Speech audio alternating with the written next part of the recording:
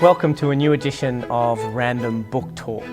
I'm very excited to have in the studio today one of Australia's finest writers, Drusilla Modjeska.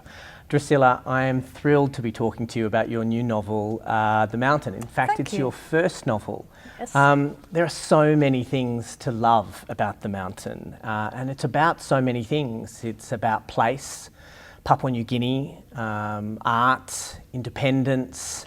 It's about change, friendship. But I guess for me, it was first and foremost an epic love story. How would you describe The Mountain?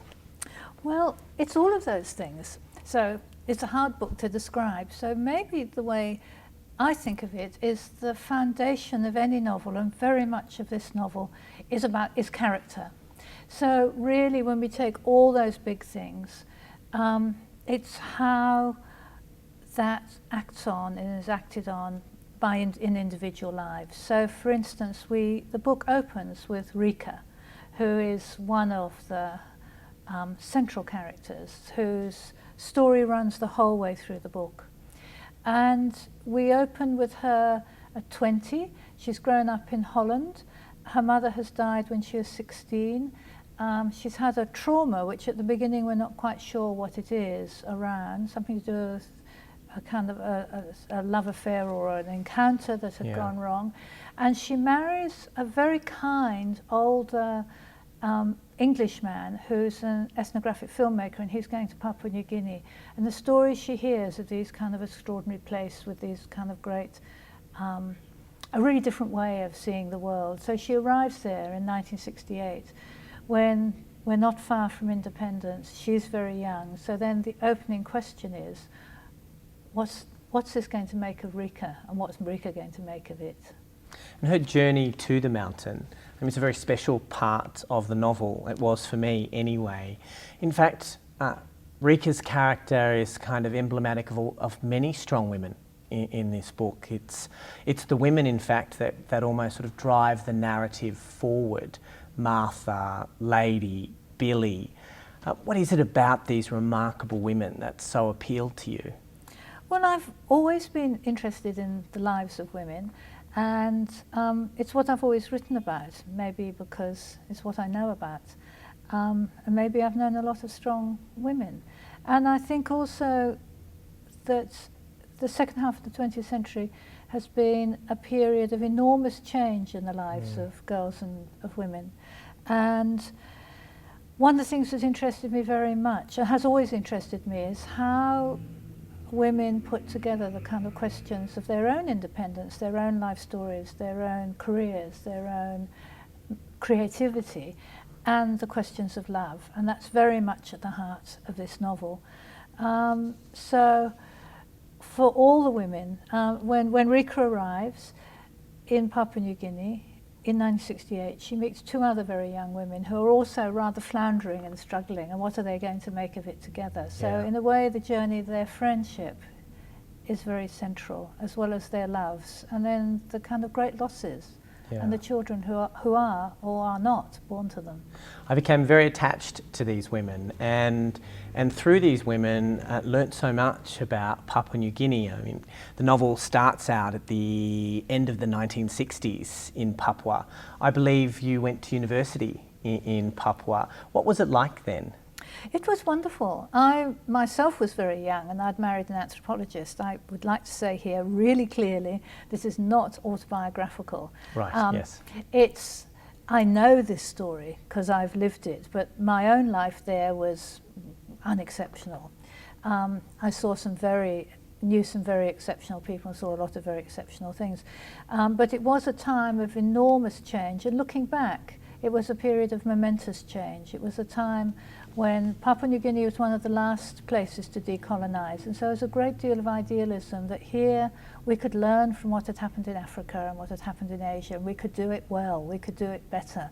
There were great freedoms coming. There was a great emancipation which had to do with race, which had to do with gender, which had to do with the way you made art, the way you saw the world, the way you conceived of yourself. So it was this kind of huge upsurging of possibility. Yeah, that sense of possibility.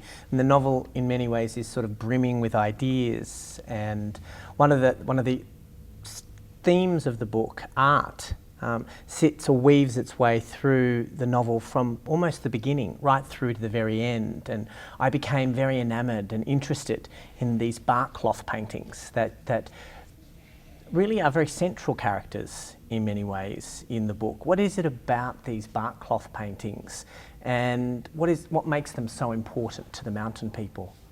Well, barkcloth painting is a very ancient tradition, a great art tradition. It's very little known, and it used to spread. It used to be done across from the west of Papua, the now Indonesian Papua, right the way through to Hawaii. And there are very few places where it is still done. So it's one of the many sort of art forms that's dying, that's threatened. I do myself know a group of these last of the barkcloth people, which helped me imagine the mountain people. And what I love about it and fascinated me about it is that it's an art which is absolutely grounded. It's grounded in the mountain, in the actual kind of physical being of the mountain, in all the creatures and the birds and the designs and the patterns of the forests and the creatures, of the histories and of the stories and of the people. And I think in our world we've lost that sort of deep connection between the ground of art and the ground of culture. And I was very interested in what sort of character, again, what sort of people grew out of that. What could it possibly mean to grow out of that world, and what happens when that world meets rather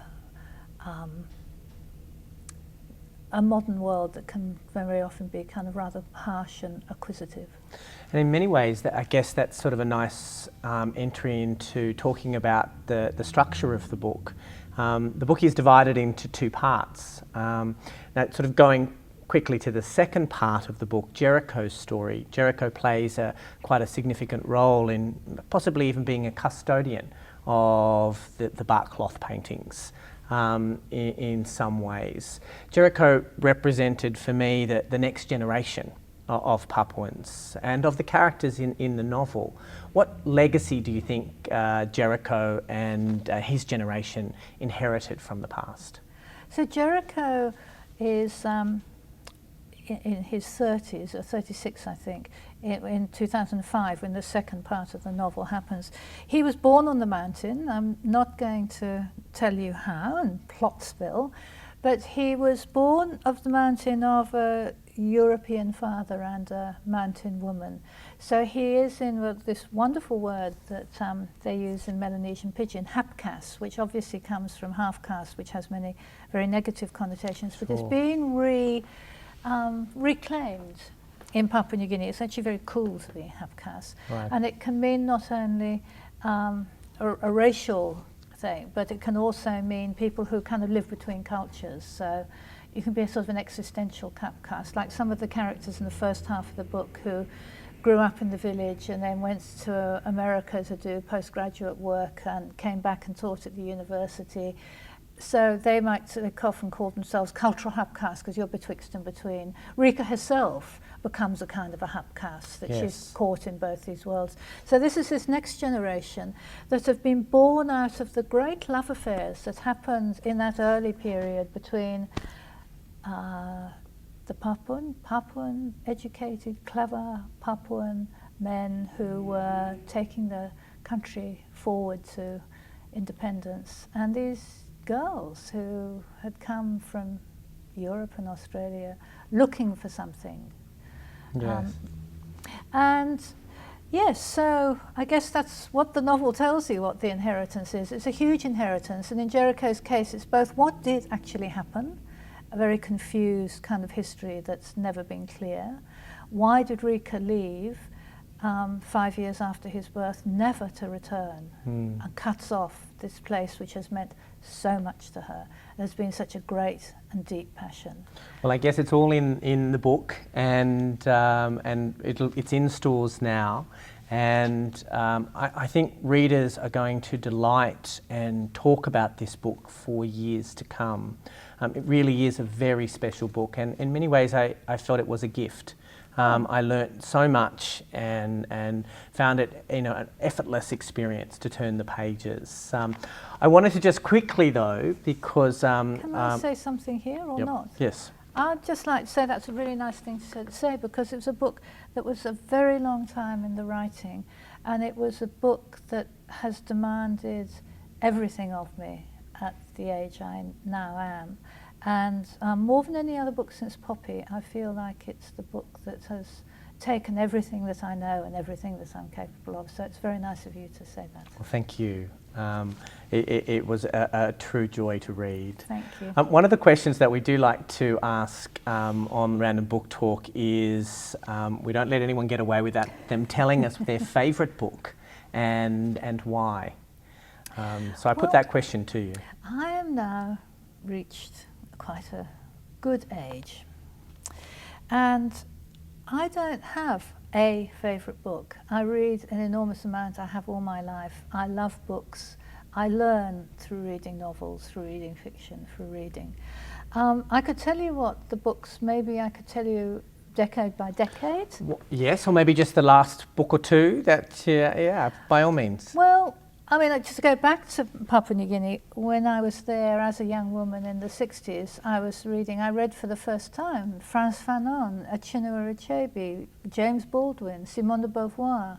I was reading all of those. And since then, I mean, you'd have to have people like Virginia Woolf right up the top. Sure. So many of those people, so many of those women, Elizabeth Bowen, Elizabeth Bishop, all of those. And what am I reading at the moment? Oddly, I've been reading Saul Bellow. I've been reading the late novels of Philip Roth, which I love. Many people find this very odd, but I just love the way he talks about men as they grow old. Yep. And I've been reading Javier Marias, the Spanish writer, in particular A Heart So White, I think has been a book that's quite influenced me over the last year or so, probably. Well, fantastic. Thank you. There are many books there for people to explore, I think, after they've read The Mountain. Thank you very much for joining us here today, Drusilla. And if you would like to learn more about The Mountain, go to randomhouse.com.au, where you'll be able to download sample chapters and learn more about Drusilla and the book The Mountain in stores and available to be downloaded as well if you're an ebook reader.